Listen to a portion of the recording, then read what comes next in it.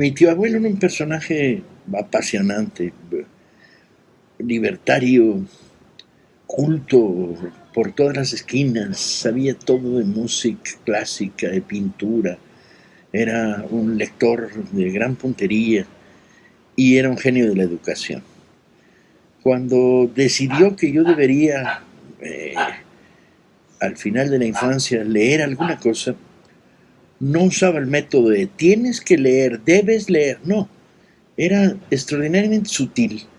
De repente aparecía en la mesita de noche de la parte de la casa donde yo dormía en un tiempo en la Ciudad de México. La familia estaba muy apretada económicamente y yo dormía en un closet adaptado. Y entonces en mi mesita de noche, que era una caja, en la parte de arriba aparecían libros. Y mi tío esperaba que, que no le dijera, ya vi lo que me mandaste, sino que los leyera y que algún día los comentara. De tal manera que no ejercía presión sobre estos libros. Y hubo una época al inicio de mi adolescencia en que decidió, mi tío abuelo Ignacio Lavilla, decidió que yo debería leer literatura antibélica, libros contra la guerra. Probablemente porque yo era el primero de la generación de Taibos Lavillas que no había vivido la guerra civil española. Yo nací en el 49, la guerra terminó en el 39 en España. Y no tenía la vivencia y mi tío quería que por lo menos por los caminos de la literatura la adquiriera. Apareció en mi mesita de noche, obviamente, Sin novedad en el frente, de Eric María Remarque, el más potente alegato contra la guerra de trincheras, la Primera Guerra Mundial. Un libro que había tenido una suerte que lo convertía en un libro mítico, que fue el primer libro quemado por el nazismo en las quemas de libros públicas que los nazis hicieron una vez que asumieron el poder. Y también fue el primer libro que se editó en Alemania después de la Segunda Guerra Mundial. Leí Sin novedad en el frente y quedé sorprendido, fascinado. Y apareció luego Adiós a las armas, de la baronesa de Suttner, que era un libro que creo recordar, estoy hablando de lecturas de hace 50 años, que había transcurrido durante la guerra franco-prusiana, también en la lógica antimilitarista.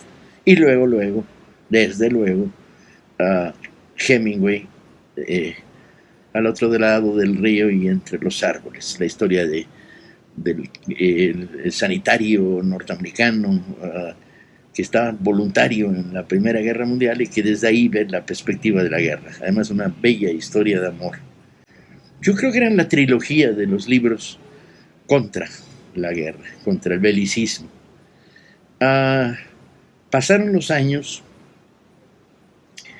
y cayó en mis manos el cuarto libro indispensable de este arsenal de literatura contra el fenómeno de la guerra, contra el absurdo, la terrible situación de la guerra y todos aquellos que la ensalzan. Fue Adiós a todo eso, de Robert Graves. Graves, luego gran novelista en torno a los mitos clásicos, griegos y romanos, novelista histórico brillante, había sido combatiente en la Primera Guerra Mundial, en la guerra de trincheras en Europa, y la descripción que hace de la guerra es terrible. Es la descripción de cómo una generación fue quemada, destruida, hecha pedazos. Hasta ahí yo pensaba tener una perspectiva de esta literatura antibélica, muy dura, realista. Se fue compensando con otros materiales, o no compensando, equilibrando con otros materiales que fueron llegando por otros lados. Pero el segundo impacto en mi vida de lector contra la guerra, curiosamente, sería el nuevo periodismo, cuando el nuevo periodismo aborda los temas de la guerra de Vietnam. La matanza de My Lai y los textos de Seymour Hersh y los narradores de esa generación de periodistas muy virulentamente anti-guerra de Vietnam y que revelaban el juego sucio. Por otro lado, por curiosidades inmensas, me vi empujado durante un tiempo a la lectura del delirio oligofrénico del nazismo y por tanto los rebotes hacia los holocaustos. El holocausto judío, el holocausto de los gitanos, a los campos de concentración, la lógica irracional de la muerte, y toda una gran cantidad de literatura cubriendo los espacios del esoterismo nazi. De esto ya he hablado en otro de estos programas, pero esta dosis de información antibélica me ha acompañado a lo largo prácticamente de toda la vida. Curiosamente, el último impacto, y cuando dices impacto es que te pega en la cabeza como lector, son una colección de libros sobre la cruzada de los cátaros,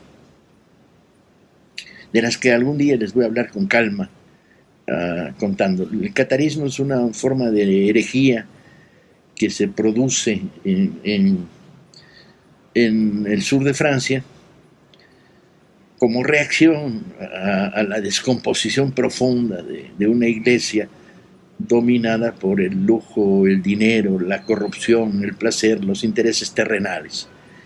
Y contra esta herejía, que tiene aspectos singulares de bondad, de limpieza de las relaciones de los hombres con los dioses que quieren adorar, la iglesia desata una cruzada a sangre y fuego. Y a sangre y fuego significa la eliminación de comunidades. Algún día podré venir a platicar con ustedes acerca de los libros de las cruzadas cátaras. Hoy simplemente recordar que en la composición sentimental de un lector, la gran literatura antibélica ocupa un espacio para mí extraordinariamente importante. Y reitero, Sin novedad en el frente, de Éric María Remarque, reitero, Adiós a las armas, de la baronesa de Suttner, reitero, Robert Graves, Adiós a todo eso, y reitero, Hemingway, Al otro lado del río y entre los árboles. No puedo terminar diciendo gócenlos, porque no los van a gozar. Los van a leer de una manera angustiada, vivencias extrañas en el pasado, que son recuperadas con una tremenda calidad literaria. Muchas gracias.